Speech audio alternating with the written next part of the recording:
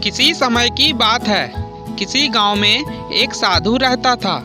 वह भगवान का बहुत बड़ा भक्त था और निरंतर एक पेड़ के नीचे बैठकर तपस्या किया करता था। उसका भगवान पर अटूट विश्वास था और गांव वाले भी उसके इज्जत करते थे। एक बार गांव में बहुत भीषण बाढ़ आ गई। चारों तरफ पानी ही पानी दिखाई देने लगा।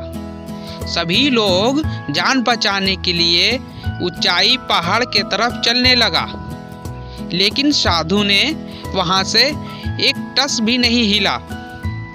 कुछ देर बाद सभी लोग अपने जान बचाने के लिए ऊंचाई स्थलों पर चढ़ने लगा। जब लोगों ने देखा कि साधु महाराज अभी भी पेड़ के नीचे बैठा भगवान का नाम जप्त कर रहे हैं, ग्रामीणों ने उस साधु महाराज से बोला, महाराज आप यहाँ पर क्या कर रहे हैं? चलिए, इस गांव में बहुत ही भीषण बाढ़ आ रही है। साधु ने बोला, तुम लोग अपनी अपनी जान बचाओ।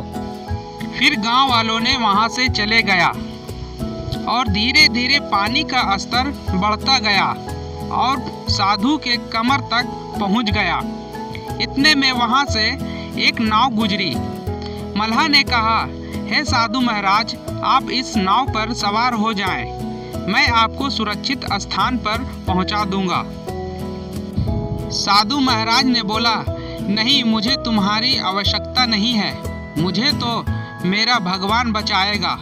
साधु ने उत्तर दिया। नाव वाला चुपचाप वहां से चला गया। कुछ देर बाद बाढ़ और प्रचंड हो गई।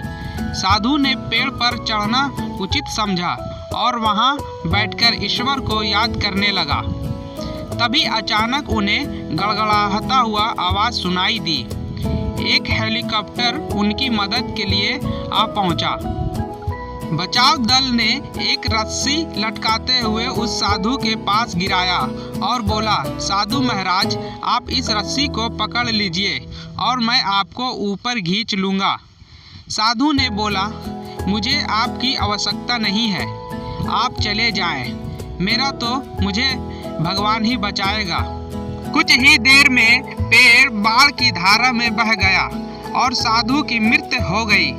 मरने के बाद साधु महाराज स्वर्ग पहुँचे और भगवान से बोले, हे प्रभु, मैंने तुम्हारी पूरी लगन से साथ आराधना की, तपस्या की, पर जब मैं अपनी पानी में डूबने लगा था, आप मुझे क्यों नहीं बचाए हैं?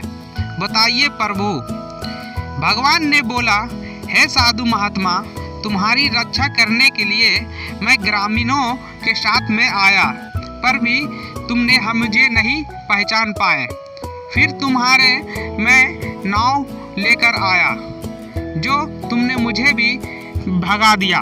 फिर मैंने फिर हेलीकॉप्टर लेकर आया, फिर भी तुम मुझे नहीं पहचान पाए। तुम्हें बचाने के लिए कई रूप लेकर आया, लेकिन तुमने मुझे नहीं पहचान पाए, किंतु मेरे अवसरों को पहचानना नहीं पाए।